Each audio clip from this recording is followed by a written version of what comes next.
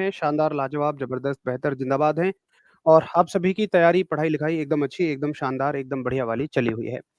आशा है आप सभी बहुत बेहतर तैयारी अपनी कर रहे हैं और एडब्ल्यू और टीपीओ के सिलेबस की महत्वता को समझते हुए, हर एक चीज़ को समझने पे ज़ोर आप दे रहे होंगे, ना कि उसे रटने पर। और देखिए, अभी आपका कोर्स शुरू हुआ है, तो आप हर दिन का हर दिन याद रख करते रहिए, तो कोई भी लोड नहीं होगा। अगर आप 10 दिन भी पीछे हो जाते हैं, मतलब 10 दिन आप याद नहीं करते हैं चीज़ों को, तो फिर चीज़ें बहुत इकट्ठी हो जाएँगी और बड़ा मुश्किल हो पाता है चीज़ों को समेटना। बेहतर होगा आप हर दिन का हर दिन याद करते रहें। तो बताएँगे कैसे कितने साथी हैं, जो 2 काम कर रहे हैं, एक तो नोट्स प्रॉपर बना रहे हैं और दूसरा रिवीज़न प्रॉपर कर रहे हैं। एक बार बताइए? जो साथी नोट्स लगातार बना रहे हैं और रिवीज़न प्रॉपर कर रहे हैं। फिर हम चलते हैं जहाँ हमने छोड़ा था और हम लोगों ने छोड़ा था वेक्टर के कॉम्पोनेंट पर। तो एक क्वेश्चन उठाएँगे हम वेक्टर के कॉम्पोनेंट का और देखेंगे कहीं कोई समस्या तो नहीं है आपके समझने में। अगर कोई दिक्कत है तो फिर पूछेंगे, नहीं तो फिर हम लोग सिलेबस को लेकर आगे बढ़ेंगे। एक क्वेश्चन मैं आपसे कहता हूँ कि मान लीजिए आपको सवाल दिया गया है कि एक वस्तु है, इस पर एक फ़ोर्स लगा हुआ है 20 न्यूटन का, ठीक है? ये 20 न्यूटन का फ़ोर्स लगा हुआ है, जो कि हॉरिज़ॉन्टल से 60 डिग्री के एंगल पर है, ठीक? तो आपको इसके 2 उत्तर करने हैं। पहला उत्तर है कि इसका एक्स डायरेक्शन में कितना हिस्सा आ जाएगा और दूसरा उत्तर है इसका वाई डायरेक्शन में कितना हिस्सा आ जाएगा? बताइए। एक बार थम्स अप करेंगे सभी?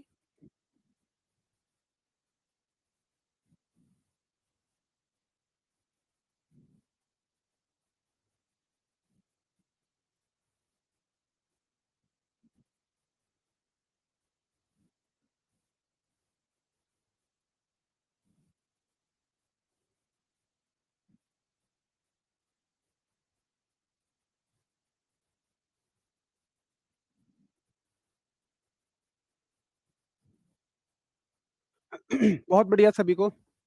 गुड इवनिंग, नमस्कार, जय हिंद। तो कुछ साथियों ने उत्तर करना शुरू कर दिया है और वहीं हमारे अभी साथी कुछ सॉल्व कर रहे होंगे, कुछ शायद नहीं कर पा रहे होंगे।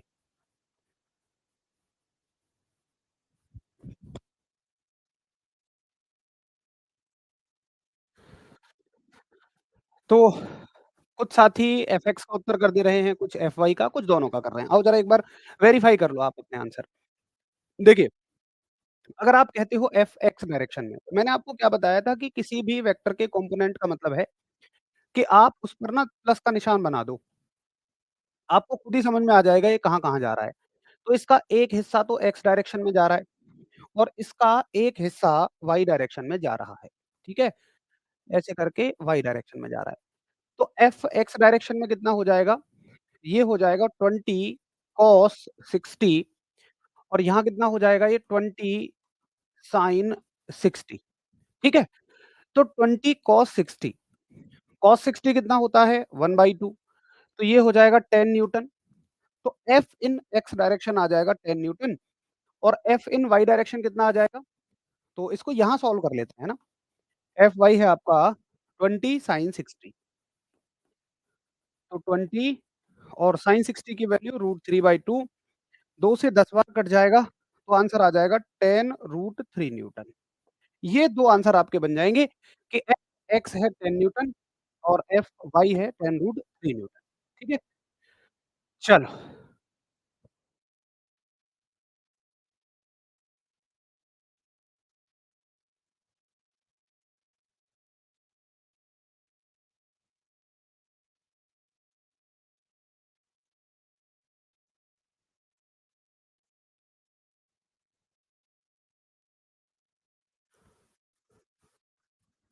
चलो बहुत बढ़िया। अब देखिए, एक साथी कहता है भैया एफ जेड कैसे निकालेंगे? भाई ये जेड में है ही नहीं। इसका केवल बँटवारा एफ-एक्स और एफ-वाई में ही होगा, एफ-जेड में ये नहीं है। ठीक है? पहली चीज़। अब देखो एक बात ये आती है कि यार जब एफ के 2 हिस्से हुए, एक एफ-एक्स हुआ और एक वाई हुआ। एफ के 2 हुए, एक एफ-एक्स हुआ और एफ-वाई हुआ, लेकिन अगर आप देखो इन दोनों को जोड़कर या इसको और इसको कर भाई 20 नहीं आएगा। अगर आप 10√3 को प्रॉपर सॉल्व करोगे, तो ये कितना आ जाएगा? ये आ जाएगा 10 और अंडर रूट 3 की वैल्यू 1.732 ये आ जाएगा आपका 70.32 ठीक है? तो अगर आप 10 अंडर रूट 3 की जगह 70.32 लिखोगे, तो भैया जी इन दोनों को जोड़ के तो यार 27.32 आ रहा है, जबकि आना कितना चाहिए था? 20 आना चाहिए था। ये क्या गड़बड़ है? तो इस चीज़ की गड़बड़ को एक बार देखते हैं।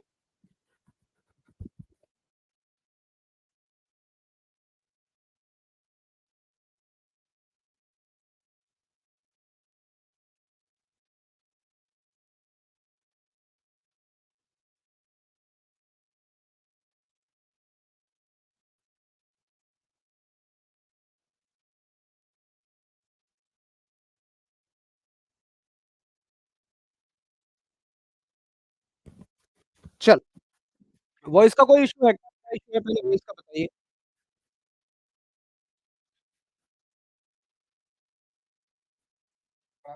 भाई वॉइस का बता दो सभी है ना?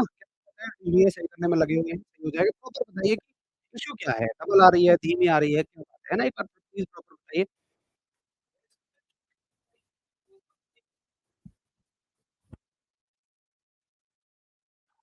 अच्छा अभी सही करवा रहे हैं ना? मेरे हिसाब से वॉइस जो है वो कट-कट के आ रही है, एक बार देख लेते हैं।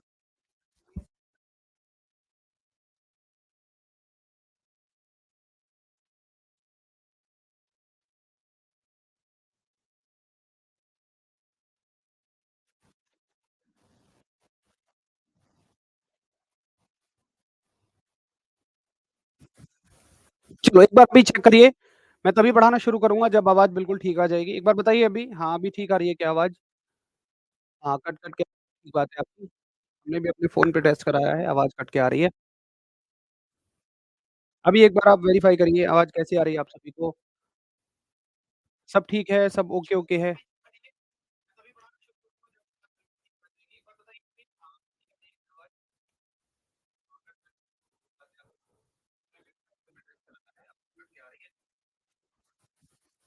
अभी एक बार आप वेरीफ़ाई करिए आवाज़ कैसी आ रही है आपको? सब ठीक है, सब ओके-ओके है? अभी बताइए प्लीज़ अभी आवाज़ कैसी आ रही है आप सभी को? Hello testing, hello, mic testing, hello.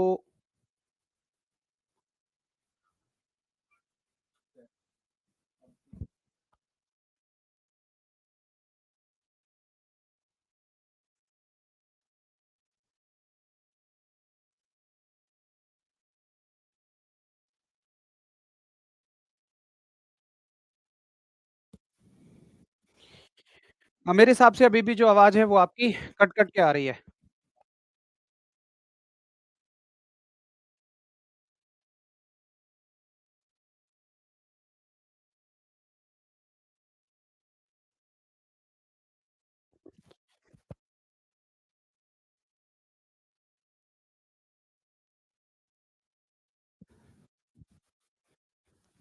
अच्छा अभी भी आवाज़ सही नहीं आ रही है।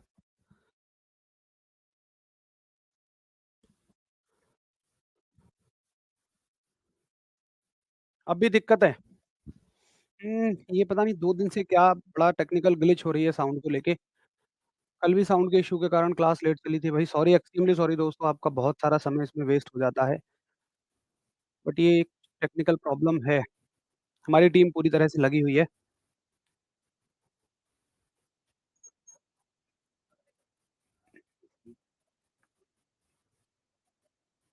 इस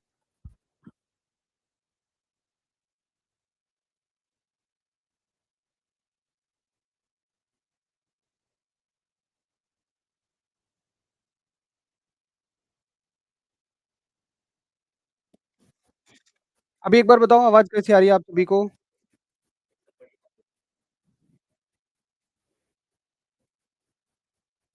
हेलो माइक टेस्टिंग हेलो आवाज़ ठीक आ रही है आप सभी को?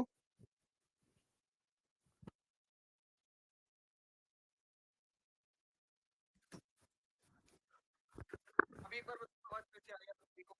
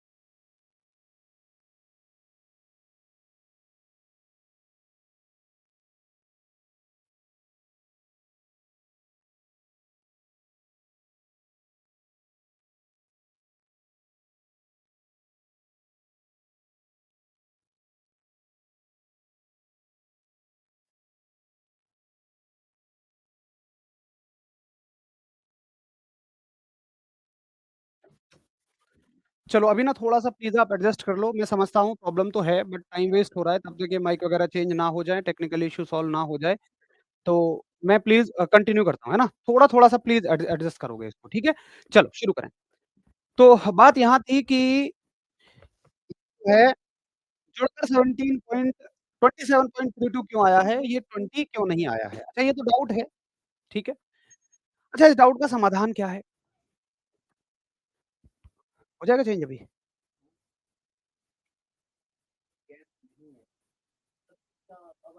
भाई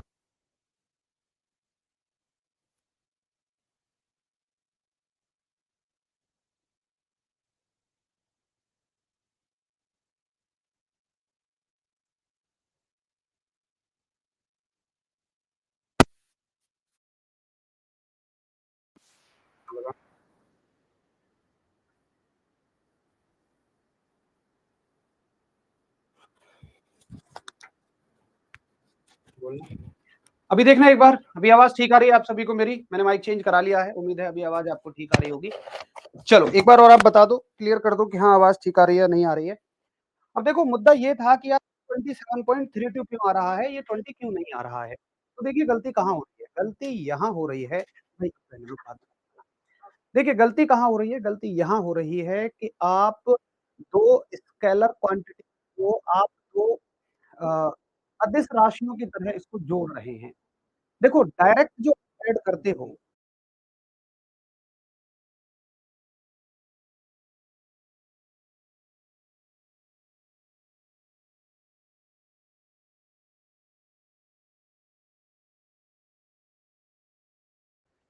यहाँ पर एक सदिश राशि को अदिश राशियों की तरह जोड़ रहे हैं। कैसे डायरेक्टली आप केवल अदिश राशियों को जोड़ सकते हैं, आप सदिश राशियों को नहीं जोड़ सकते हैं भैया लोग।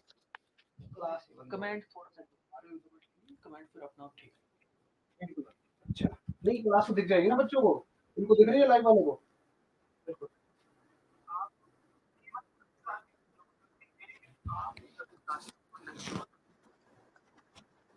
यार इनको किसी ने मालूम है तो कह रहे हैं दिख नहीं रही। दिख नहीं चलो देखो स्केलर क्वांटिटीज़ को कैसे जोड़ा अदिश राशियों को कैसे जोड़ा जाता है? अदिश राशियों को जैसे मान लीजिए एक अदिश राशि है रुपए, आपकी जेब में ₹5 हैं, ठीक है? किसी ने ₹10 और डाल दिए, तो मैं सीधा-सीधा जोड़ दूँगा कि भाई कितने रुपए हो गए? ₹15 आपकी जेब में हो गए हैं। ऐसे डायरेक्टली आप अदिश राशियों को जोड़ सकते हैं, स्केलर क्वांटिटीज़ को जोड़ सकते हैं। आप सदिश राशियों को वेक्टर क्वांटिटीज़ को इस तरीके से नहीं जोड़ सकते हो डायरेक्टली। तो फिर कैसे जोड़ेंगे? सदिश राशि को वेक्टर राशि को जोड़ने का एक तरीका होता है और क्या तरीका होता है? देखिए, नया टॉपिक पढ़िए, मैं इसको जुड़वाऊँगा, इसको इतनी जगह छोड़ देना। एक टॉपिक पढ़िए, 2 सदिशों का परिमाण, 2 सदिशों का परिमाण, यानी कि रिजल्टेंट ऑफ 2 वेक्टर्स, 2 सदिशों का परिमाण रिजल्टेंट ऑफ 2 वेक्टर्स। देखो रिजल्टेंट का फॉर्मूला क्या होता है? रिजल्टेंट का मतलब क्या होता है कि 2 वेक्टर्स को जोड़ने के बाद में क्या उत्तर आएगा? 2 सदिशों को जोड़ने के बाद में क्या उत्तर आएगा? इस बात को हम बोलते हैं रिजल्टेंट ऑफ द वेक्टर। जैसे मान लीजिए, मैं ये बात कह रहा हूँ कि भाई एक बॉक्स है और इस बॉक्स पर 2 वेक्टर हैं, 2 सदिश हैं, एक ये है और एक सदिश ये है, ठीक है? एक सदिश है आपका कितने-कितने थे? 10 न्यूटन और एक है 10√3 न्यूटन।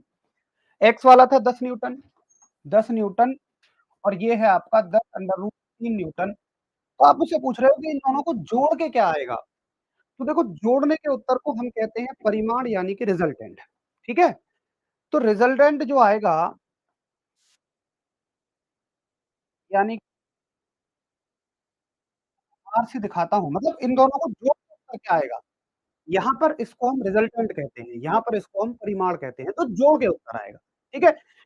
तो जोड़ने का तरीका क्या होता है? तरीका ये होता है अंडर रूट एक वेक्टर को मान लो आप ए, कोई भी, चाहे उसको ए मानो, इसको बी मानो, इसको F1 मान लो, इसको F2 मान लो, जो चाहे वो मान लो। मान लो मैं इसको ए मान लेता हूँ, इसको बी मान लेता हूँ, ठीक है? तो मेरे पास एक सूत्र होता है, ए का स्क्वायर प्लस बी का square plus 2ab cos of theta. एक भी ये सवाल मत करना कि कॉस थीटा ही क्यों लिया? हमारे सिलेबस में यहाँ से सवाल ही नहीं आएगा कि कॉस थीटा क्यों लिया? हमारे यहाँ ये आएगा सीधा-सीधा। अब r बराबर कितना हो जाएगा? ए का मान कितना है? 10, 10 का स्क्वायर। बी का मान कितना है? 10 रूट 3, तो 10 अंडर रूट 3 का square plus 2 into A into B into cos of theta. अब इनके बीच का एंगल कितना है? तो आप कहोगे इनके बीच का जो एंगल है ये है 90 डिग्री। ये है 90 डिग्री, ठीक है? तो मुझे बताओ आगे सॉल्व करो इसको कितना उत्तर आ जाएगा? 10 का स्क्वायर 100 आ जाएगा और 10 रूट 3 का स्क्वायर मैं कहीं अलग सॉल्व करके दिखा देता हूँ इसको। 10 अंडर रूट 3 के स्क्वायर को कैसे सॉल्व करोगे? इसका मतलब है 10 अंडर रूट 3 की 10 अंडर रूट 3 में 2 बार गुणा, तो 10 की 10 में 100 हो जाएगी और अंडर रूट 3 के अंडर रूट 3 में 3 हो जाएगी, ये हो जाएगा 300। तो यहाँ पर आ जाएगा 300। अच्छा कॉस है तो 0 हो जाएगा। अगर ये 0 है तो पूरी ये अब ज़रा एक बार इसको सोल्व करके देखिए कितना आ जाएगा? 300 और रूट में 400 और 400 का अंडर रूट कितना आ जाता है? 20 न्यूटन। आ गया सही उत्तर। बताइए ज़रा दोनों को जोड़ के आ गया सही उत्तर।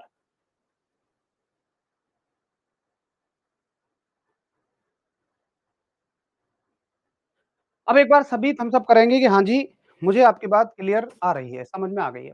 एक बार सभी थम्स अप करो कि अगर आपसे कोई बोले कि 2 वेक्टरों का परिमाण बताओ, अब सवाल कैसे देगा कि किसी बक्से पर 2 बल लगे हुए हैं, एक 10 न्यूटन का है, एक 10 अंडर रूट 3 न्यूटन का, दोनों 90 डिग्री के कोण पर कार्यरत हैं, तो दोनों का परिमाण बताइए, दोनों का रिजल्टेंट बताइए। भाई ये सभी कमेंट आ रहे हैं, मैं इग्नोर करता रहूँ क्या इन्हें देख ले भाई तू देख ले। हुँ।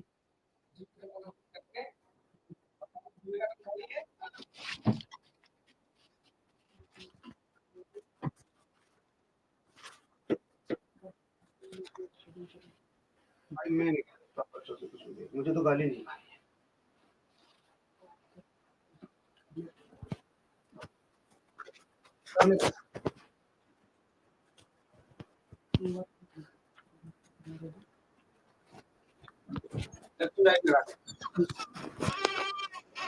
पीडीएफ पीडीएफ है कोई? भाई अगर आपको समस्या आ रही है ना क्योंकि लगातार कमेंट आ रहे हैं, बहुत दिक्कत आ रही है आप सभी को, तो मैं इस क्लास को दूसरे स्टूडियो में शिफ्ट करा देता हूँ। हो सकता है यहाँ के स्टूडियो में कोई टेक्निकल इश्यू हो, तो मैं आपको दूसरे स्टूडियो में इस क्लास को शिफ्ट करा रहा हूँ, ठीक है? आप प्लीज़ मुझे 2 मिनट का समय देंगे, ये क्लास आपकी 2 मिनट में दूसरे स्टूडियो में शिफ्ट हो जाएगी।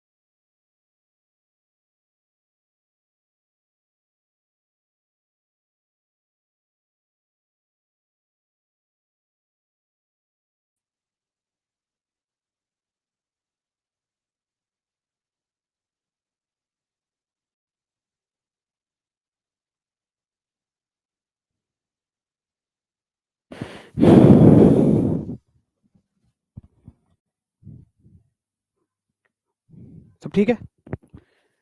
भाई मैं एक्सट्रीमली सॉरी चाहता हूँ आप सभी से। बस एक बार बता दो कि अभी ये सब क्लियर है? अभी फटाफट बताओ कि हाँ जी, अभी मैं आपको प्रॉपर दिखाई दे रहा हूँ और मेरी आवाज़ आप सभी को प्रॉपर सुनाई दे रही है। जल्दी से एक बार बता दो। और वैसे ही हमारा लगभग आधा घंटा वेस्ट हो गया है। बचे हुए आधा घंटे को मैं चाहता हूँ पूरी तरह से हम यूटिलाइज़ करें। एक बिल्कुल फ्लो में अच्छे से पढ़ेंगे। सब कुछ ओके है ना? सभी एक बार फटाफट से थम्स अप कर दीजिए। अब मैंने स्टूडियो ही चेंज करा दिया है। ठीक है? ओके है? चलो। Very good. तो शुरू करो। देखिए मैं आपको क्या बता रहा था, वही पीडीएफ लगा दिया ना हमने? कोई बात नहीं, वो लिखा हुआ नहीं है ना इसमें? ठीक है, चलो मैं लिख देता हूँ। खैर ये पीडीएफ बोर्ड चेंज हो गया ना दूसरा, तो वो जो पीडीएफ थी उसमें थी। देखिए मैं आपसे क्या कह रहा था? मैं कह रहा था कि हमें पेपर में सवाल ऐसे मिलेगा कि किसी वस्तु पर 2 बल लगे हुए हैं और एक लगा हुआ है 10 न्यूटन का एक्स डायरेक्शन में। ये सवाल में हमें सब देगा, ठीक है? और दूसरा बल जो लगा हुआ है, वो लगा हुआ है वाई डायरेक्शन में। कितना न्यूटन था ये? 10√3 था ना? तो ये बोलेगा कि इन दोनों का रिजल्टेंट बताइए। इन दोनों का रिजल्टेंट बताइए, यानी कि इन दोनों का परिमाण बताइए। ठीक है? अच्छा, परिमाण को किससे दिखा रहे थे हम? परिमाण को हम दिखा रहे थे आर से। रिजल्टेंट को हम किससे दिखा रहे थे? लेटर आर से। परिमाण को हम दिखा रहे थे आर से। और हमने कहा था ये क्या होगा? अगर दो वेक्टर हैं तो दोनों का परिमाण मैं डायरेक्टली ऐसा नहीं करूंगा। एक वेक्टर ये है, दूसरा ये है। इस बात पे कभी मत जाना कि इसको ए बोलना है, बी बोलना है, एफ एक्स बोलना है, एफ वाई बोलना है, कुछ भी आप मान लीजिए। बस मुझे इतना पता है दो वेक्टर हैं। तो मैं कभी ये गलती नहीं करूंगा कि दोनों वेक्टर्स को मैं सीधा जोड़ूंगा। मैं कभी ऐसे तो नहीं जोड़ूंगा, क्योंकि सीधा जोड़ा जाता है स्केलर क्वांटिटीज को, अदिश राशियों को। और बल एक अदिश राशि नहीं है, बल एक सदिश राशि है, बल एक वेक्टर क्वांटिटी है। ठीक है? तो ये होगा A square plus B square plus 2ab और कॉस ऑफ थीटा। तो मैंने कहा था √10 का स्क्वायर प्लस 10 √3 का स्क्वायर प्लस 2 गुणा 10 into 10√3 into cos of theta का मतलब कॉस 90। तो ये पूरा पोर्शन कितना बन गया था? ये पूरा पोर्शन 0 बन गया था। ये हो जाएगा √10 का स्क्वायर 100 हो जाएगा, और ये 300 आया था। 300 और 400, 400 का स्क्वायर रूट आ गया था 20। तो मैं ये कहना चाह रहा था आपसे कि देखिए वही आपका जो 20 न्यूटन का फोर्स दो हिस्सों में बटा था, फिर से मिलके 20 न्यूटन आ गया है। अब आप कहेंगे कि हम ऐसा कर क्यों रहे हैं? तो इस तरह से सवाल पूछे जाते हैं। और सवाल आपसे पूछा जाएगा कि दो सदिशों को आप जोड़ रहे हैं जिनके बीच का एंगल थीटा है, तो उनका रिजल्टेंट क्या होगा, उनका परिमाण क्या होगा? ये इस क्वेश्चन का आंसर है।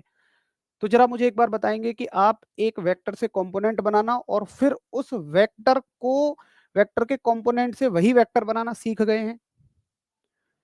अगर हमें ये दे दे कि 20 जो है वो 60 डिग्री के एंगल पर बटेगा, तो कौन कौन से उसके दो हिस्से होंगे? और अगर ये भी सवाल दे दे कि उन दो हिस्सों को फिर से जोड़ो, तो वो भी तरीका हम सीख चुके हैं।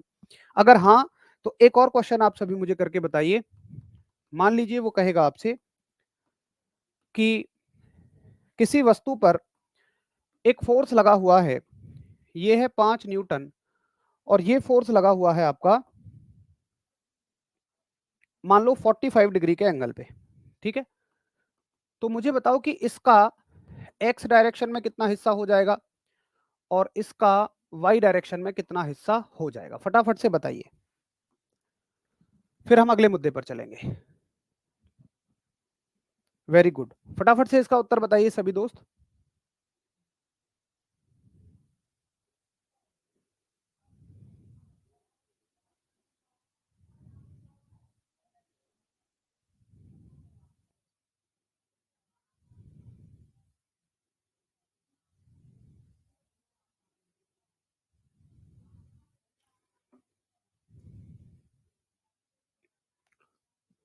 बहुत बढ़िया। तो आप सभी के उत्तर आने शुरू हो गए हैं, और देव बहुत शानदार उत्तर है आप सभी का, ऋषि बहुत बढ़िया उत्तर है आप सभी का, एक बेहतर आंसर। तो आप ये कह रहे हैं कि भाई देखो ऐसा है, यहां भी क्या बनेगा? cos 45, जिसके साथ थीटा अटैच होता है उसके साथ cos लगाते हैं, और जिसके साथ थीटा अटैच नहीं होता उसके साथ साइन लगाते हैं, तो ये साइन 45 हो जाएगा। अब 5 इंटू कॉस 45, कॉस 45 कितना हो जाता है 1/√2, तो ये हो जाएगा 5/√2 न्यूटन, ठीक है। और ये हो जाएगा साइन 45 1/√2, तो ये हो जाएगा 5/√2 न्यूटन, ठीक है। चलिए, यानी कि ये एक 5 न्यूटन का फोर्स दो हिस्सों में बट चुका है, 2 पार्ट्स में डिवाइड हो गया है ना। तो हम यहां अगर उत्तर करें तो उत्तर ये होगा कि एफ एक्स बराबर हो गया 5√2 न्यूटन, और भैया एफ वाई भी बराबर हो गया 5√2 न्यूटन, ये हो जाएगा आंसर। चलो एक और क्वेश्चन, अगर आपसे मुझे बताइए, अगर वो ये क्वेश्चन कहे कि भाई किसी वस्तु पर दो फोर्स लगे हुए हैं और दोनों एक दूसरे के परपेंडिकुलर हैं, लंबवत हैं, यानी कि इनके बीच 90 डिग्री का एंगल है, ये फोर्स भी 5√2 न्यूटन है और ये फोर्स भी 5√2 न्यूटन है, तो इनका रिजल्टेंट बताइए। तो आपका उत्तर क्या होगा? सभी से रिक्वेस्ट है प्लीज प्रॉपर सॉल्व करके देखना, है ना, कोई जुगाड़ मत लगाना इसमें, प्रॉपर सॉल्व करके देखना, आपको मजा आएगा।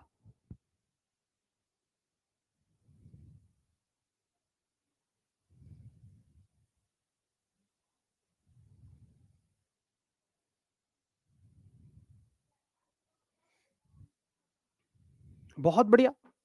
तो आप कह दोगे कि देखो भाई ऐसा है, रिजल्टेंट का फॉर्मूला क्या है? भाई रिजल्टेंट का फॉर्मूला तो ये है ना, ए का स्क्वायर, सॉरी ए कितना है 5√2, ए का स्क्वायर प्लस बी का square plus 2a into B into cos of 90, ठीक है। अच्छा, आगे कैसे सॉल्व करोगे? देखो कॉस 90 जीरो बनेगा, तो ये पूरी टर्म तो जीरो बन जाएगी। 5√2 का स्क्वायर क्या हो सकता है भाई? 5√2 के स्क्वायर का मतलब है 5√2 की 5√2 में 2 टाइम्स मल्टीप्लाई, तो कितना हो जाएगा 5 पंजे 25, और अंडर रूट 2 में अंडर रूट 2 की गुणा 2 बार, ये हो जाएगा 50, यानी इसका भी उत्तर 50 आएगा। आर बराबर इसका भी उत्तर 50 आएगा और इसका भी उत्तर 50 आएगा। 50 और 50 100 हो जाएगा, और भाई 100 का स्क्वायर रूट कितना हो जाएगा? मैंने कुछ गड़बड़ की है क्या? 100 का स्क्वायर रूट तो 10 आना चाहिए ना। अच्छा सॉरी, ओहो, ये 5/√, है ना, ठीक है कोई बात नहीं, तो ये उत्तर आ जाएगा भाई 10 न्यूटन। 10 न्यूटन आएगा ना इसका। तो तुमने इसका उत्तर इसमें क्यों बता दिया भाई? यहाँ 5/√2 है, यहाँ 5√2 है, ये अलग चीज है ना।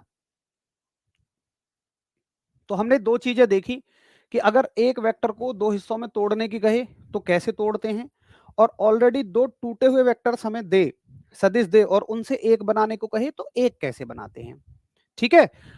अब देखिए, हिमांशु कहते हैं कि रिजल्टेंट में थीटा को 90 डिग्री क्यों लेते हैं? मेरे भाई 90 डिग्री दिया है, ये तो ये तो फॉर्मूला है, यहाँ तो थीटा लगेगा, मैंने आपको कहा है यहाँ थीटा लगेगा। अब तुम्हें यहाँ 90 डिग्री दिया है तो 90 डिग्री लगाओ, अगर वो कुछ और दे रहा है तो कुछ और लगाओ, क्या समस्या है भाई? अगर वो ये कह रहा है कि दो वेक्टर हैं, एक ये है एक ये है, और मान लो उसने कह दिया इनके बीच का एंगल 30 डिग्री है, एक है मान लो 5 न्यूटन और एक है मान लो 10 न्यूटन, अब बताओ इनके बीच का रिजल्टेंट कितना होगा? तो मैं सिंपल ये कह दूंगा भाई जितना दिया है उतना लगा दूंगा मैं, उसमें दिमाग क्यों लगाऊंगा? ए का स्क्वायर प्लस बी का स्क्वायर प्लस 2ab और cos ऑफ 30,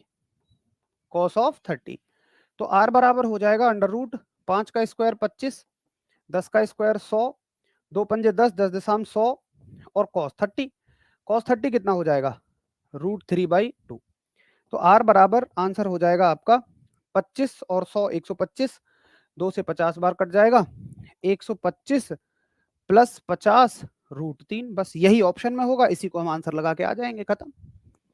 आप शायद टाइप तो नहीं कर पाएंगे इतना बड़ा, बट एक बार बताइए कि हाँ जी मुझे समझ में आ गया, यहाँ कॉस ही आएगा हमेशा, ये फिक्स है। बहुत सारे लोगों ने cos 30 का मान 1/2 रख के सॉल्व कर दिया, cos 30 का मान अंडर रूट 3/2 होता है,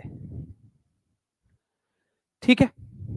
तो दो वेक्टरों का रिजल्टेंट निकालना आप समझ गए हिमांशु, कि हर बार हम 90 नहीं लगाएंगे, हमें तो जो एंगल देगा वो हम लगा देंगे, सिंपल सी बात है, ठीक है।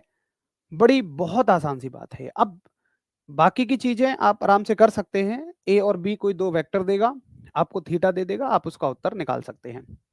अब चलते हैं अगले मुद्दे पर। देखो बहुत ध्यान से सीखने वाली चीज़ है। मैं आपसे एक बात पूछता हूँ, मुझे ये बताइए कि क्या आपको ये चीज़ पता है कि कार्य एक अदिश राशि है? अगर नहीं पता है तो कर लो याद, कोई बात नहीं। मेरे कहने से कर लो, ये हम बाद में कर लेंगे। अभी मान लो कि कार्य जो है ना, वो एक अदिश राशि है।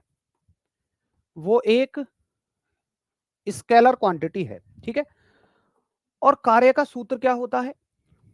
कार्य का सूत्र होता है बल गुणा बल की दिशा में विस्थापन, यानी कि force into displacement in the direction of force, ये होता है।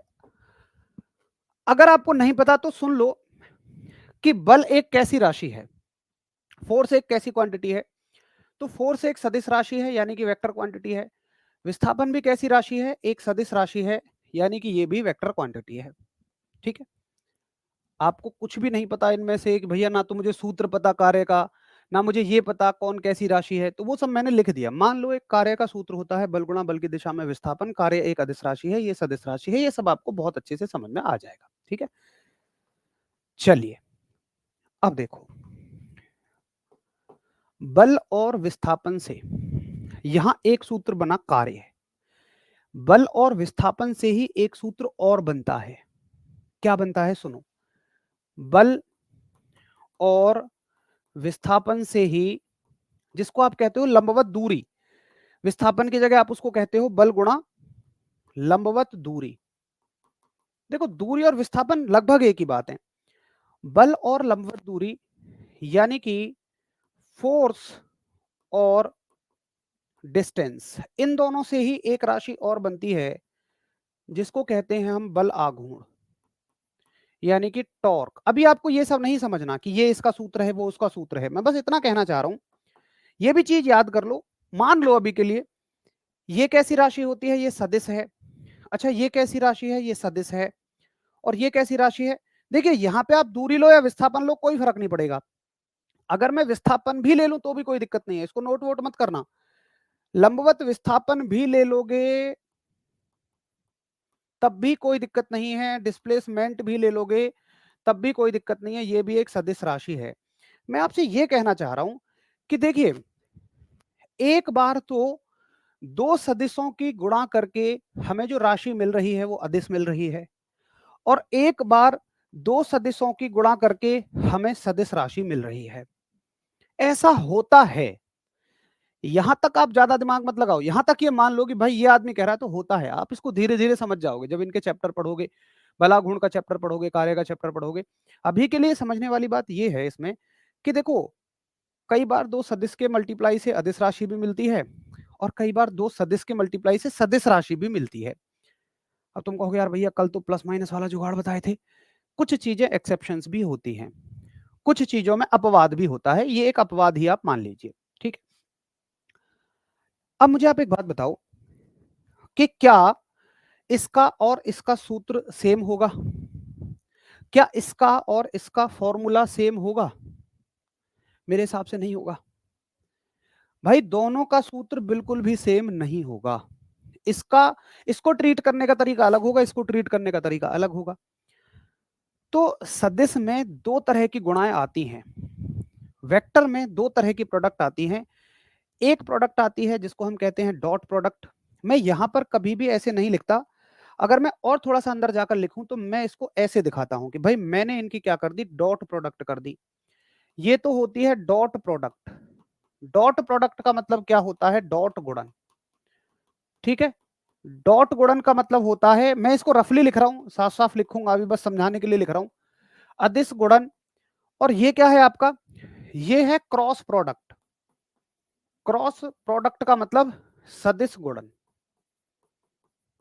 मेरे कहने का ये मतलब है। अच्छा, इसी को हम वेक्टर प्रोडक्ट भी कहते हैं, वेक्टर प्रोडक्ट भी कहते हैं। मेरे कहने का ये मतलब है कि देखो, जब कुछ राशियों की मल्टीप्लाई से राशि अदिश आए तो हम डॉट गुणन फॉलो करते हैं, और जब उत्तर हमारा सदिश आए तो हम क्रॉस प्रोडक्ट फॉलो करते हैं। इस चैप्टर में हम 2 तरह के प्रोडक्ट पढ़ेंगे, एक डॉट प्रोडक्ट पढ़ेंगे और एक क्रॉस प्रोडक्ट पढ़ेंगे। ये बात आपको समझ में आ गई? डॉट कहाँ लगेगा, क्रॉस कहाँ लगेगा? एक बार फटाफट हम सब करें।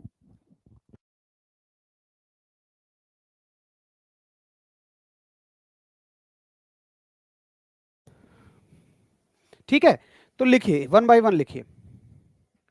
सबसे पहले हम पढ़ेंगे डॉट प्रोडक्ट। हेडिंग डालेंगे आप डॉट प्रोडक्ट, यानी कि डॉट गुणन, और डॉट गुणन को ही हम अदिश गुणन कहते हैं, यानी कि स्केलर प्रोडक्ट हम कहते हैं। अब देखो, स्केलर प्रोडक्ट के अपने कुछ नियम हैं, कुछ रूल्स हैं। कैसे रूल्स हैं? स्केलर प्रोडक्ट ये कहती है कि देखो, ये एक चक्र है, इस पर आप घड़ी के घूमने की दिशा में आई जे और के लिखिए, आई जे और के। डॉट प्रोडक्ट ये कहती है कि देखो, अगर आई में आई की मल्टीप्लाई करोगे, मतलब आई में आई की डॉट प्रोडक्ट करोगे, तो उत्तर आ जाएगा। अगर इसकी खुद में डॉट प्रोडक्ट करोगे तो उत्तर आ जाएगा आई डॉट आई 1। अगर जे की डॉट प्रोडक्ट जे में करोगे तो भी 1, अगर के की के में करोगे तो भी 1 आ जाएगा। ठीक है, आगे देखते हैं। अगर आप आई की जे में करोगे तो उत्तर आ जाएगा 0। अगर आप जे की आई में करोगे तो भी 0 आ जाएगा। अगर आप आई की के में करोगे तो भी 0 आ जाएगा, और के की आई में करोगे तो भी 0 आ जाएगा। और क्या बचा? जे की के में करोगे तो भी 0 आ जाएगा, और के की जे में करोगे तो भी 0 आ जाएगा। यानी ये कहता है कि डॉट प्रोडक्ट जो है ना, वो अनोदर के साथ तो 0 उत्तर देगा और अपने साथ 1 उत्तर देगा। ये रूल समझ में आ गए? अगर हाँ, तो फिर मैं आपको एक सवाल करा के दिखाऊंगा। अब प्राची गुड़िया कहती हैं कि भैया, क्या क्वेश्चन में गिवन होता है कि कौन सा प्रोडक्ट करना है? जी नहीं। अगर गिवन होता ना, तो मैं आपको ये इतनी बड़ी कहानी ना बता रहा होता। क्वेश्चन में नहीं देगा कि डॉट प्रोडक्ट करनी है या क्रॉस प्रोडक्ट करनी है। अगर क्वेश्चन में दे दे तो तब दिक्कत ही क्या है? देखिए, क्वेश्चन कैसे आएगा समझिए। पूरा एक सवाल लिख लीजिए। देखो, आपको दे देगा फोर्स, यानी कि बल। ठीक, और बल दे दिया आपको अब की बार ऐसे 2i plus 3j minus 5k।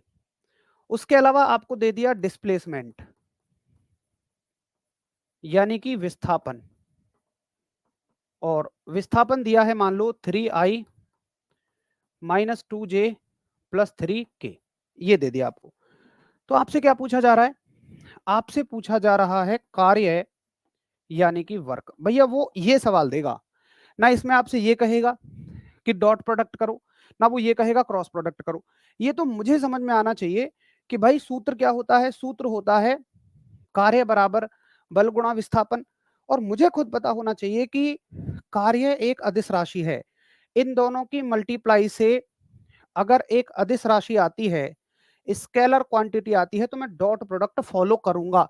भैया ये कहानी मैंने आपको इसीलिए तो समझाई थी। अगर वो सवाल में यहां दे ही दे कि डॉट करनी है, तो फिर तो बचता ही क्या है इस सवाल में?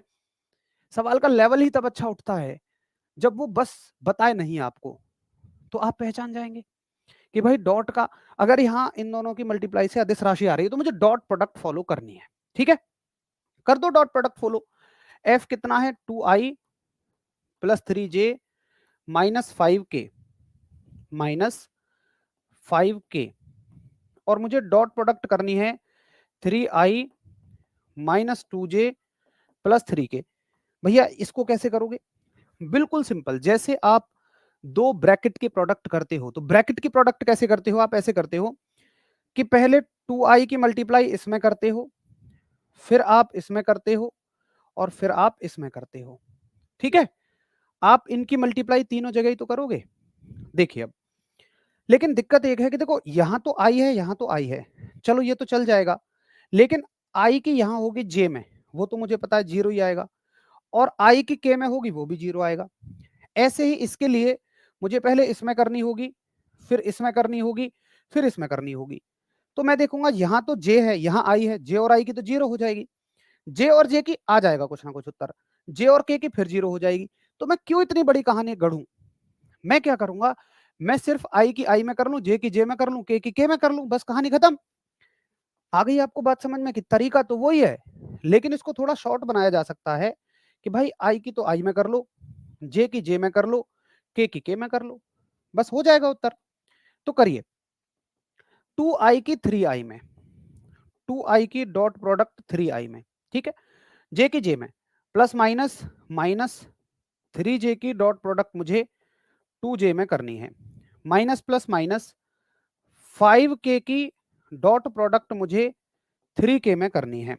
करो। आप कहोगे देखो i की i में तो 1 बन जाएगी और 2 तिया 6 हो जाएंगे, तो उत्तर आ जाएगा 6। यहाँ j की j में 1 बन जाएगी और 3 2 जा 6 आ जाएगा, तो माइनस के 6 हो जाएंगे। और k की k में 1 बन जाएगी और 5 3 जा 15, 6 में से 6 गए 0, उत्तर आ जाएगा -15। देखना कोई कैलकुलेशन मिस्टेक तो कहीं कैसी नहीं हुई। 2 तिया 6, 2 3 5, 3 2 5, ये तो ठीक है। 5 तिया 15, -15 टक से सीधा सवाल आ जाएगा। क्लियर है? एक बार थम्स अप करो, हाँ जी क्लियर है भैया। इसका उत्तर आ गया -15। अब देखो भैया जी सुनो, इसमें चैलेंज ये नहीं है कि ये गुणा भाग करना। अगर मैं 5वीं क्लास के बच्चे को सिखा दूं कि भाई इसकी आई की आई में करनी है, जे की जे में, के की के में, कर तो वो भी लेगा। चैलेंज ये है कि आप खुद से पहचान पाओ कि कहाँ डॉट करनी है और कहाँ क्रॉस करनी है। और डॉट के आपको चलो रूल भी याद हो जाएंगे, आसान है, बट चैलेंज है ये पहचानना। अब ये तुम कब पहचान पाओगे? जब तुम्हें हर एक राशि की जानकारी होगी कि ये सदिश है या अदिश है। वो तुम्हें धीरे धीरे सभी चैप्टर्स को पढ़ने के बाद में पता लग जाएगी। तो ये क्वेश्चन वो कर पाएगा जिसको पूरी फिजिक्स की हर एक राशि की बड़े अच्छाई से जानकारी होगी। ठीक है? अब एक उदाहरण लेते हैं क्रॉस प्रोडक्ट का। तो ये तो हो गई हमारी डॉट प्रोडक्ट। अब पढ़ते हैं क्रॉस प्रोडक्ट। आप कहोगे क्रॉस प्रोडक्ट, या इसी को हम वेक्टर प्रोडक्ट भी बोलते हैं, यानी कि इसी को हम सदिश गुणन भी बोलते हैं। देखिए क्या होता है सदिश गुणन, क्या होती है आपकी वेक्टर क्रॉस प्रोडक्ट या वेक्टर प्रोडक्ट। देखिए वेक्टर प्रोडक्ट के भी अपने कुछ रूल हैं। वेक्टर प्रोडक्ट ये कहता है कि अगर ये क्लॉकवाइज चैनल है, ये है आपका आई, ये है आपका जे, ये है आपका के, और ये कह रहा है कि तुम अगर आई की आई में करोगे, देखो यहां तो क्या है कि खुद की खुद में करने पर ही उत्तर मिलता है ना, बाकी के लिए तो 0 मिल जाता है, बट ये कहता है यहां उल्टा कर दो, खुद के खुद में 0 हो जाएगा, खुद की खुद में क्या हो जाएगा 0। आई की आई में 0 हो गई, जे की जे में 0, के की के में 0। अच्छा, किसी और के साथ करोगे तो आ जाओ एक बार देख लेते हैं। सवाल आया कि बताओ अगर तुम आई की जे के साथ करोगे तो, अब देखो इसमें क्या करो ना, इनको ऐसे याद रखो आई जे के, आई की जे में करोगे तो के मिल जाएगा, आई की जे में करोगे तो के मिल जाएगा। बट अगर तुम उल्टा करने लगो कि जे की आई में, तो भाई माइनस के मिल जाएगा। मतलब जे की आई में माइनस के तुम उल्टा घूम रहे हो, तो उल्टे के लिए माइनस हो जाएगा। ठीक है, आगे अगर तुम जे की के में करोगे, अगर तुम जे की के में करोगे तो उत्तर क्या आएगा आई, और अगर तुम इसका उल्टा करोगे के की जे में तो माइनस आई। ठीक है, अच्छा जे की के में हो गई, अब के की आई में बची। अगर तुम के की आई में करोगे, के की आई में करोगे तो क्या आ जाएगी जे, और अगर तुम आई की के में करोगे तो उत्तर आ जाएगा -j। करिए एक बार thumbs up. Randhir Kumar sir dot sign जरूरी है क्या, क्रॉस नहीं चलेगा? देखो भाई रणधीर ऐसा है दोस्त, आप मुझसे डाउट पूछो 1000, कुछ भी कैसा भी डाउट पूछो, मैं बिल्कुल बताने के लिए तैयार हूं। लेकिन अगर आप अननेसेसरीली इस तरह के डाउट क्रिएट करोगे तो मुझे भी ऐसा लगेगा कि यार आप लोग कहाँ ध्यान दे रहे हो। एक बात बताओ ना, जब मैं कह रहा हूँ कि भाई डॉट का मतलब डॉट ही है, क्रॉस का मतलब क्रॉस ही है, दोनों एक दूसरे के उल्टे हैं, तो ये हमें खुद ही सोच लेना चाहिए कि डॉट की जगह क्रॉस चल कैसे जाएगा। तो प्लीज रिक्वेस्ट है, अननेसेसरी डाउट मत क्रिएट करो, ये आपके लिए ही बहुत फायदेमंद है। आज आपको लगता है कि भाई कुछ भी पूछ लेते हैं, लेकिन ये चीजें सरदर्द बन जाएंगी जैसे जैसे सिलेबस आगे चलेगा। अगर हम मुझे तो कोई दिक्कत नहीं है, मैं इसको इग्नोर भी कर सकता था, लेकिन मैं इसलिए इग्नोर नहीं करता हूँ ऐसी बातें, क्योंकि आपका डाउट नहीं है, बहुत सारे साथियों का डाउट है और बहुत सारे साथी इसमें परेशान भी होते हैं। मतलब उनका समय इसी में बहुत सारा चला जाता है, उल्टी-पुल्टी बातों को सोचने में। तो रिक्वेस्ट है, मत सोचो इधर-उधर की बातें। जितना इधर-उधर भगोगे कन्फ्यूज़ होते चले जाओगे, है ना? आप बस टॉपिक तक रहिए। देखो यार, सोचने को तो कुछ भी सोच लूँगा मैं। तुम मुझसे कहोगे मास्टर जी इस कलर की शर्ट में पढ़ा रहे हो, अगर तुम लाल की में पढ़ाते तो कुछ अलग हो जाता। तो मतलब सोचने को तो आदमी कुछ भी सोच सकता है ना, मैं ये बात कहना चाह रहा हूँ, है ना? तो हमें अपनी सोच को भी सीमित रखना है। ठीक है? Very good. ये बात मुझे समझ में आ गई। अब इसका एक सवाल देखो, इस पर आधारित एक क्वेश्चन देखो, क्वेश्चन कैसे आएगा? दोस्त मेरे आपको क्वेश्चन देगा कि एक फोर्स लगा हुआ है, मान लो मैं वही इक्वेशन ले रहा हूँ, फोर्स लगा हुआ है, कितना था? आजा भाई आजा आजा, 2i plus 3j minus 5k। Same वही क्वेश्चन है, 2i plus 3j minus 5k और एक आपको लंबवत दूरी दे रखी है, ठीक? परपेंडिकुलर डिस्टेंस दे रखी है, परपेंडिकुलर डिस्टेंस दे रखी है। अब देखो जरा, मान लो यही दे रखी है, 3i minus 2j plus 3k, 3i minus 2j plus 3k, ठीक है? अच्छा, अब आगे देखिए, आपसे पूछ लिया टॉर्क, आपसे सवाल में पूछ लिया टॉर्क, यानी कि बल आघूर्ण। तो देखो, अब मुझे खुद ये जानकारी होनी चाहिए, मुझे खुद ये पता होना चाहिए कि भाई टॉर्क जो है ना, वो एक कैसी राशि है। सवाल तो यहीं तक खत्म हो गया। अब मुझे ये खुद जज करना पड़ेगा कि डॉट लगाऊं या क्रॉस प्रोडक्ट लगाऊं, डॉट लगाऊं या क्रॉस लगाऊं। तो भाई मुझे पता होना चाहिए ये एक सदिश राशि है। तुम कहोगे कैसे पता लगेगा? जब इसका चैप्टर पढ़ेंगे आपको पता लग जाएगा। और साथ ही आपको ना इसका फॉर्मूला भी पता होना चाहिए। देखिए, हम हमेशा टॉर्क का फॉर्मूला जो लिखते हैं, आप चाहें तो यहां भी करेक्ट कर लें, अगर आपने नोट किया था तो। कहां गया कहां गया? अच्छा ठीक है, यहां पर किया था ना हमने, ये तो आपने नोट ही नहीं किया, ठीक है। टॉर्क का जब आप फॉर्मूला पढ़ोगे बलागुण का, तो ये होता है R cross F. F cross R भी नहीं लिखा जाता है। क्यों नहीं लिखा जाता है? देखिए, एफ क्रॉस आर लिखोगे तो ये उल्टा हो जाएगा। वहां पर आपको समझ में आएगा, जब आप बलागुण समझ रहे होंगे ना, तब आपको समझ में आएगा। अभी बस इतना मान लो कि टॉर्क का फॉर्मूला आर क्रॉस एफ ही होता है, इसको आप एफ क्रॉस आर भी नहीं लिख सकते हो, ठीक है? अब इसको कैसे सॉल्व करेंगे? तो तुम कहोगे यार करो भैया वेक्टर प्रोडक्ट। भाई बलागुण निकालना है, आर को पहले उठाओ, ये है आपका आर, इसको कॉपी मार लो, ये हो गया आर, ठीक है? और इसमें क्या कर लो? क्रॉस, किसकी क्रॉस कर लो? एफ की क्रॉस कर लो। अब देखिए, या तो आप उसी मेथड से निकालो कि हर एक ब्रैकेट के कंपोनेंट की मल्टीप्लाई हर एक ब्रैकेट में करो, जैसे कि इसके इसमें भी करो, इसके इसमें भी करो, इसके इसमें भी करो। अच्छा, क्या यहां ऐसे बात बन जाएगी कि आई के आई में कर लो, जे की जे में कर लो, के की के में कर लो? नहीं। क्यों नहीं?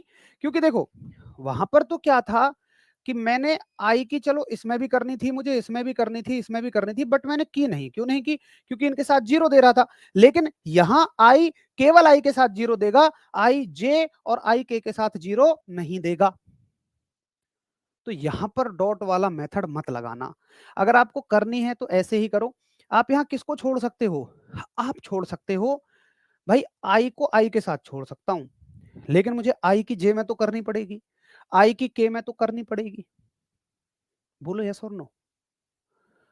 अब ये ना इस तरह से बहुत लंबा हो जाएगा। भैया क्यों पुराने तरीके से कर रहे हो यार?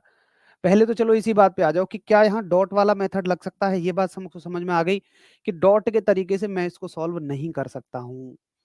गलतियां करने से बचो, गुणा भाग करने के लिए आप क्लास नहीं ले रहे हैं, साथ ही आप बात की गहराई को समझने के लिए क्लास ले रहे हैं। सुना तो करो मेरी बात को। तो फिर दूसरा मेथड क्या है कि वही मेथड है, फिर इसकी इसमें करो, इसकी इसमें करो, वो तो बहुत लॉन्ग हो जाएगा। इसका मैं आपको एक ट्रिक बता दे रहा हूँ डायरेक्टली। क्या ट्रिक है सुनिए, एक ट्रिक मैं आपको बता देता हूँ। क्या ट्रिक है अगले पेज पे बताऊंगा। चलो यहीं कर लेते हैं, क्योंकि अगले पेज पे फिर मुझे पूरा छापना पड़ जाएगा। देखो ट्रिक क्या है, आप लिखो आई माइनस जे और के, ऐसे ही लिखा जाता है ये, आई माइनस जे और के। आई के साथ क्या लिखा हुआ है 3, जे के साथ क्या लिखा हुआ है माइनस का 2, और के साथ क्या लिखा हुआ है 3। आई के साथ क्या लिखा हुआ है 2, जे के साथ क्या लिखा हुआ है 3, और के साथ क्या लिखा हुआ है -5। अगर आपने 12th वाकई में पीसीएम से की है तो आपको एक मैथ्स में तरीका ध्यान होगा जिसको हम बोलते हैं डिटर्मिनेंट, या मैट्रिक्स बोलते हैं इसको। ये मैट्रिक्स का डिटर्मिनेंट होता है ना। चलिए वो छोड़िए, नहीं भी आपको नाम याद है कोई फर्क नहीं पड़ता। कैसे सॉल्व करेंगे आप? देखिए आई, जब आप आई के लिए सॉल्व करें, एक बार में ध्यान से देख लेना, अगर इधर उधर ध्यान हुआ तो फिर क्लास नहीं हो पाएगी, मतलब समझ में नहीं आएगा। देखिए मैं क्या करता हूं कि आई के नीचे वाले को ढक लेता हूं और आई के सामने वाले को ढक लेता हूं। Very simple. सबसे पहले मैं आई के लिए सॉल्व करूंगा, आई के नीचे वाले को ढक लेता हूं, आई के सामने वाले को ढक लेता हूं, और बाद के जो 4 बचेंगे उनमें मैं कैंची की गुणा करूंगा।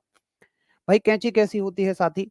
कैंची ऐसी ही होती है, ऐसे और ऐसे। मैं क्या करूंगा, 2 की 5 में गुणा करूंगा, तो माइनस माइनस प्लस, और 5 दूनी 10, ठीक है। इन दोनों के बीच में माइनस आएगा, ये सूत्र का माइनस है, ये फॉर्मूले का माइनस है, ठीक है। और 3 तिया कितना हो जाएगा 9। देखो इन दोनों की प्रोडक्ट तो प्लस का 9 आएगी, बट ये फॉर्मूले का माइनस है, इसमें कुछ गड़बड़ नहीं होती सिवाय माइनस प्लस के। अगर आप माइनस प्लस अच्छे से कर लोगे ध्यान से तो ये सवाल यूं हो जाएंगे, कुछ तो सवाल नहीं है। उसके बाद किसके लिए सॉल्व करना है मुझे? जे के लिए। तो करो भाई जे के लिए। आप क्या करोगे आप कि जे के नीचे जो लिखा है उसको, और जे के सामने जो लिखा है उसको दाब दोगे। अब कौन बचेगा? ये और ये। कैंची की गुणा हमेशा ऐसे करनी है, पहले इनकी करनी है और फिर इनकी करनी है। तो 3 की 5 में करोगे, 3 पंजे 15। अच्छा किसके लिए सॉल्व कर रहे हो? माइनस जे के लिए, ठीक है। 3 पंजे 15, माइनस के 15 हो जाएंगे, और यहां माइनस लगाओगे आप, 3 दूनी 6, ठीक है। फिर किसके लिए सॉल्व करोगे? के लिए। चलो के लिए सॉल्व करते हैं। देखिए के नीचे को ढक लोगे और के सामने वाले को ढक लोगे। क्या कहोगे? 3 3 जा 9, ठीक है। एक माइनस फॉर्मूले का और एक माइनस ये, दोनों प्लस हो जाएंगे, और 2 2 जा 4, तो प्लस का 4, ठीक। अब कितना हो जाएगा? 10 में से 9 जाएंगे, एक एक आई, 15 और 6 21, माइनस के 21, माइनस माइनस प्लस, तो प्लस के 21 जे, 9 और 4 13, प्लस के 13 के। देखो ये मेथड बहुत सारे लोग जानते थे, लेकिन उन्होंने गलती कहाँ की? उन्होंने गलती की है सिर्फ और सिर्फ प्लस माइनस लगाने में। ईमानदारी से बताइए सही कह रहा हूं मैं? तो अगर आपको एक बार ये मेथड समझ में भी आ जाए तो भी चांसेस हैं कि आप इसमें कुछ गलती करेंगे, किसकी वजह से? प्लस माइनस की वजह से। अब देखो फिर वही बात है कि सर माइनस को जे क्यों ले रहे हैं? प्लीज मैं रिक्वेस्ट करूंगा यहाँ क्यों पर मत जाइए। अब ये मत कहना कि यार आप तो सर साइंस के आदमी हो गए, ऐसे कह रहे हैं हमारे क्यों का जवाब नहीं दे रहे। असल में क्यों के जवाब से पेपर में सवाल आएगा नहीं, और दूसरी चीज, अगर मैं क्यों का जवाब यहाँ दूंगा तो क्लास बहुत लंबी हो जाएगी। बहुत सारा सिलेबस है हमारा, उसको बगैर क्यों के पढ़ेंगे तब 75 क्लासेस में खत्म होगा। क्यों के साथ तो 11वीं और 12वीं 2 साल का समय हमें चाहिए होगा, है ना।